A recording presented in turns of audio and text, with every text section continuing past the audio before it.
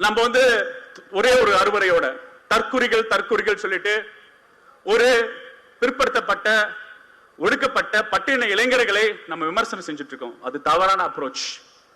நம்ம அவங்க கிட்ட பேசல, நம்ம கிட்ட பேசாம போறது நம்மளோட தப்பு.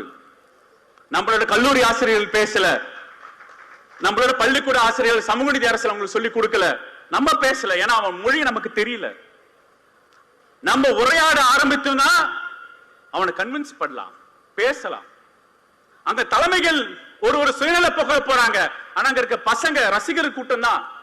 அந்த ரசிகர் கூட்டத்துக்கு உரையாட தொடங்க வேண்டும் தோழர்களே. அவங்க விமர்சனம் பண்ண கூடாது.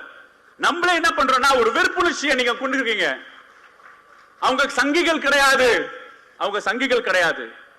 அவங்களோட பேச தொடர ஆரம்பிக்கணும். நான் இங்க இருக்க இளம் பேச்சாளர்களுக்கு உங்களுக்கு அது பொறுப்பு இருக்கு. 200 இளம் பேச்சாளர்களே உங்களுக்கு அந்த பொறுப்பு இருக்கு. அதுக்கு தான் இளைஞரணி செயலாளர் சொல்றாரு, போய் பேசுங்க.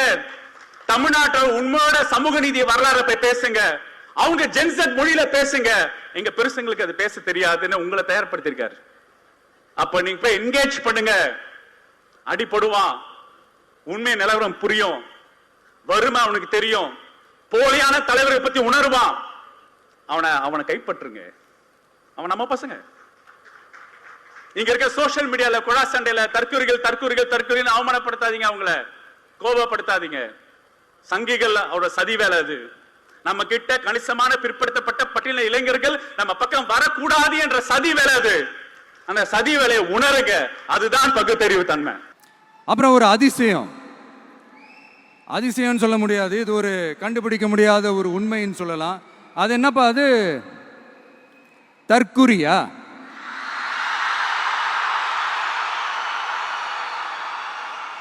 நம்ம டிவிகேக்கு சப்போர்ட் பண்ற கோடிக்கணக்கான லட்சக்கணக்கான மக்கள், நம்மளுடைய நண்பிகள், நம்மளுடைய ஜென்சி கிட்ஸ்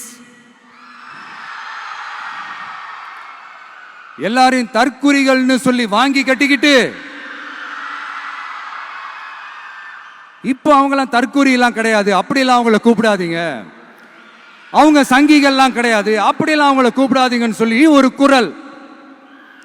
யாருடா அந்த குரல் அப்படின்னு பார்த்தா, இப்ப ரீசெண்டா அறிவு திருவிழான்னு ஒண்ணு நடத்தினாங்கல்ல, அவதூறு திருவிழா. அதுல அவங்க தலைமையே குழப்பற மாதிரி, அறிவு கண்ணை திறந்து வைக்கிற மாதிரி ஒருத்தர் பேசியிருக்கிறார். அவர் யாருன்னா அது அவங்களோட எம்எல்ஏவே. அந்த எம்எல்ஏ யாருன்னா நம்மளுடைய கொள்கை தலைவர்கள் ஒருத்தரான மக்கள் சேவகர் அஞ்சலை அம்மாளோட சொந்தக்காரர். என்னடா இது இப்படி ஆகி போச்சு? டிவிகேக்கு சப்போர்ட் பண்ற மாதிரி நம்ம கட்சியிலேருந்தே ஒரு குரல் வருதுன்னு சொல்லி தலைமையில் ஃபுல்லா கன்ஃபியூஷன். அந்த கன்ஃபியூஷன் இதோட நிக்காது. அந்த ஆதரவு குரல் ஒரு வீடு விடாம, ஒரு இடம் விடாம, எல்லா இடத்திலையும், எல்லா வீட்லயும் இன்னும் பலமா எதிரொலிக்குதான் இல்லையான்னு பாருங்க. சும்மா பிளாஸ்ட் தான்.